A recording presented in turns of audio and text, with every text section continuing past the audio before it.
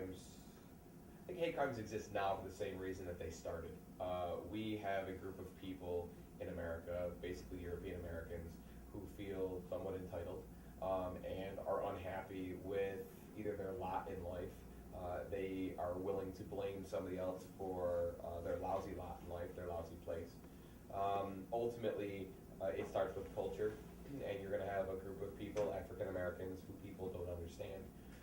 Excuse me. And so, when you don't understand somebody else's culture, the easiest thing to do is to push against immediately. And so, I think ultimately you've got African Americans since coming to this country and since gaining equal rights, trying to find their own way, trying to find their own niche. You've got European Americans or whites arguing, this is our country, we don't want you to have your own niche. You need to either conform to what we have, which is our country right now, or we would like you gone. For that reason, we tend to see that as Americans, as white Americans, we see people pushing against all types of minorities, Hispanics, Asians particularly, where these smaller minority groups will be in our country, or this country, our country that is ours, and will practice their own culture, and we as white Americans will have a problem with it.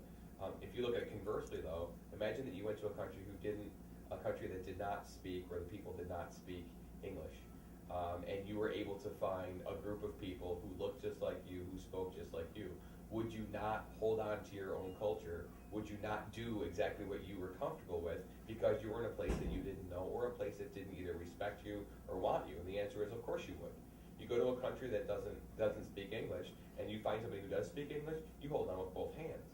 And that's just the language. That has nothing to do with culture. And so ultimately, I think in this country, we have groups of people who feel entitled, who feel as if this is their country, and they don't want anybody else that's going to be different from them, on top of the fact that they blame their loss of job or the things that they have to deal with, such as affirmative action or social programming. They blame that on minorities. For instance, I wouldn't have a prime example is the wage tax. We pay a 4% wage tax if you live in Philadelphia. Well, people don't want to pay that because it goes to help social programs. Why should I help people who are not me, or help people that are less than me? And so it all comes down to people who want what they want and believe what they have is right, and they don't want what other people have. They don't want to have to help. They don't want to have to fit in. I think because of that, you get this hatred, and that's just culture. That's just black and white. When you get into hate crimes for reasons of sexual orientation, it is because we don't understand. People will blame Matthew Shepard as a prime example, a homosexual man tied to a fence and beaten in Laramie, Wyoming. Why did that happen? Well, because you have a bunch of homophobic, not understanding white teenagers who simply didn't want to understand, thought it was weird, thought it was strange, mostly felt uncomfortable.